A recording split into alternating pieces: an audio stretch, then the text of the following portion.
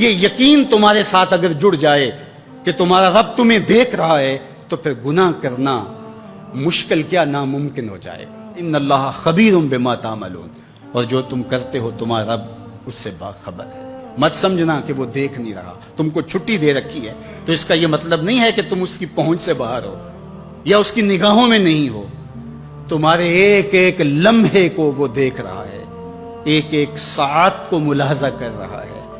بند کمرے ہوں یا مخفی غاریں، تم جہاں بھی داد عیش دو تمہارا رب تمہیں دیکھ رہا ہے۔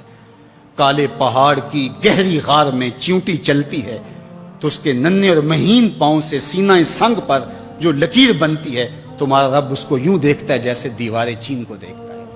تو کیا وہ تمہارے اعمال کو نہیں دیکھتا؟ تمہارے ایک ایک عمل کو، تمہارے ارادے کو، تمہاری آنکھوں کی خیانت کو، تمہارے دل کے ارادے کو دیکھتا ہے۔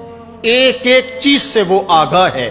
وَلَا تَكُونُوا كَالَّذِينَ نَسُوا اللَّهَ، اور ان لوگوں کی طرح نہ ہو جانا جنہوں نے اللہ کو بھلا دیا، غافل ہو گئے، اپنی خواہشات کی زندگی گزارنے لگے۔ یہ جہاں مٹھا اگلا کس نے ڈٹھا، آرزوؤں کے نوکر بن گئے۔ جس طرح نفس اور شیطان ان کو چلا رہا اس طرح چل رہے ہیں۔ جو لوگ اللہ کو بھول گئے، اللہ فرماتا ہے اللہ نے انہیں ان سے غافل کر دیا۔ اللہ جب کسی سے ناراض ہوتا ہے تو ہدایت چھین لیتا ہے۔ اسی لیے ہمیں ہر روز ہر نماز کی ہر رکعت میں ہدایت مانگنی ہوتی ہے۔ اہدنا الصراط المستقیم، ہر روز مانگتے ہیں، ہر نماز میں مانگتے ہیں، ہر رکعت میں مانگتے ہیں اللہ ہمیں ہدایت پہ گامزن رکھنا۔ اللہ جب کسی سے ناراض ہوتا ہے تو ہدایت کے دیے بجھ جاتے ہیں، اندھیروں میں بھٹکنے لگتا ہے، شیطان اس کو دھوکے میں مبتلا کر دیتا ہے، اسی زندگی کو مقصود زندگی سمجھ لیتا ہے، اس شراب کو آب حیات سمجھ لیتا ہے جس کو یہ بھی نہ پتا ہو کہ میں ہوں کون، میں کہاں ہوں، میرا مقصد زندگی کیا ہے، مقصد حیات کیا ہے۔ کھانا پینا اور لذتوں کا حصول یہ تو چوپائے بھی کرتے ہیں، تو اشرف المخلوقات کاہے کا ہے۔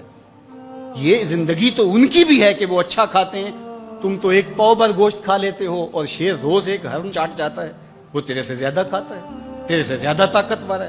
ہاتھی کا جسم تیرے سے کہیں بڑا ہے، پرندے ہواؤں میں اڑتے ہیں، مچھلی پانی کی تہوں میں اتر جاتی ہیں، عقاب کی نظروں اور بلندی پرواز کی دیکھنے والی ہوتی ہے، کرگس کہاں سے کہاں تک سونگ لیتی ہے، ان کی قوت شامہ تیرے سے بڑی ہے، لیکن اس کے باوجود بھی افضل تو، اشرف بھی تو، اور اللہ نے اپنی نیابت کا تاج تیرے سر پہ رکھا ہے۔ تو تو مقصود ہے، تو تو مسجود الملائک ہے، فرشتوں کی پیشانی تیرے حضور جھکی ہے، تو اپنے آپ سے آشنا ہی نہیں ہے، تجھے پتہ ہی نہیں کہ تو کون ہے۔ تو خدا کو بھول کے سمجھا کہ میری زندگی آزاد ہو گئی، اب میں جو چاہوں کروں، میں خدا کا بھی انکار کر دیا، بھلا دیا اس کو۔ کہا جب خدا کو تو بھولا تو خود کو بھول گیا، زندگی کے مقصد کو تو نے فراموش کر دیا۔ اب بھٹکتا ہے ارض فلات میں، جنگل میں پڑے ہوئے خشک پتے کی طرح جس کو ہوائیں کبھی ادھر اڑا دیتی ہیں کبھی ادھر اڑا دیتی ہیں۔ مقصد حیات کا علم نہیں ہے۔ خدا کو بھولنے کا یہ نتیجہ ہے جو تجھے بھگتنا پڑ رہا ہے۔ خدا آشنا ہو جا، خود آشنا ہو جائے گا، تجھے ذات سے آگہی ہو جائے گی، من کا شعور مل جائے گا، تجھے پتا چلے گا کہ میں کون ہوں، میری زندگی کا مقصد اور مقصود کیا ہے۔ تو اگر تو ایسا نہیں کرے گا تو اللہ تجھے تیرے سے بے خبر کر، تیری ٹانگیں نہیں توڑ دی جائیں گی، تیرا رزق نہیں چھین لیا جائے گا، تیری آنکھوں سے روشنی نہیں اچکی جائے گی، تیرے کانوں کی سماعت نہیں کھینچ لی جائے گی، یہ سب کچھ ہوگا لیکن مقصد زندگی نہیں۔